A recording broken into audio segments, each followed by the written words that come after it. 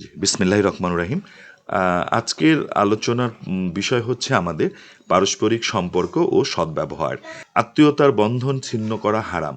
কোরআন মজিদের কয়েকটি স্থানে আত্মীয় স্বজনের সাথে উত্তম ব্যবহারকে বড় নেকির কাজ বলে গণ্য করা হয়েছে এবং আত্মীয়তার সম্পর্ক রক্ষার নির্দেশ দেওয়া হয়েছে।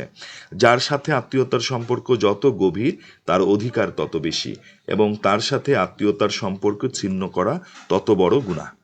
আত্মীয়তা রক্ষা করার অর্থ হলো আত্মীয়ের উপকার করার যতটুকু সামর্থ্য আছে তা করতে দ্বিধা না করা। আর আত্মীয়তার বন্ধন ছিন্ন করার অর্থ হচ্ছে তার সাথে খারাপ আচরণ করা অথবা যে উপকার করা তার পক্ষে সম্ভব তা না করে পাশ কাটিয়ে চলা। পারস্পরিক সম্পর্ক বজায় রাখার গুরুত্ব যে কত বেশি তা আমরা যদি সূরা রাদের ২১ নম্বর আয়াত যদি আমরা দেখি, তাহলে সেখানে আল্লাহ তাআলা কি বলছেন? সেখানে আল্লাহ তাআলা বলছেন, ওয়াল্লাযিনা ইয়াসিলুনা মা আমারাল্লাহু বিহি আই ইউসালা ওয়া ইয়াখশাউনা রাব্বাহুম ওয়া ইয়াখাফুনা সুআল হিসাব। এবং যারা বজায় রাখে ওই সম্পর্ক যা বজায় রাখতে আল্লাহ আদেশ দিয়েছেন এবং স্বীয় পালনকর্তাকে ভয় করে এবং কঠোর হিসাবের আশঙ্কা রাখে। তার মানে যে পারস্পরিক সম্পর্ক ছিন্নকারীরা ক্ষতিগ্রস্ত হবে।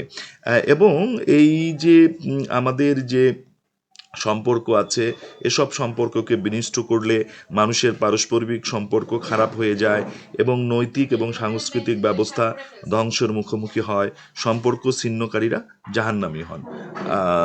তো আমরা সূরা রাদের ২৫ নম্বর আয়াতেও যদি আমরা দেখি, তাহলে সেখানে আমরা দেখব যে আল্লাহ বলছেন, তারা আল্লাহর সঙ্গে দৃঢ়ভাবে ওয়াদাবদ্ধ হওয়ার পর তা ভঙ্গ করে এবং আল্লাহ যেসব সম্পর্ক অক্ষুণ্ণ রাখতে নির্দেশ দিয়েছেন তা ছিন্ন করে।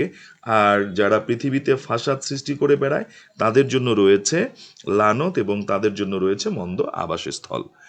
তো সুতরাং আমরা কখনোই আত্মীয়তার এই সম্পর্ক বা পারস্পরিক যে আমাদের সম্পর্ক রয়েছে সেই সম্পর্কটাকে আমরা বজায় রাখব এবং এর যে গুরুত্ব আল্লাহ পাক কোরআন শরীফে উল্লেখ করেছেন সেটি আমরা মেনে চলব।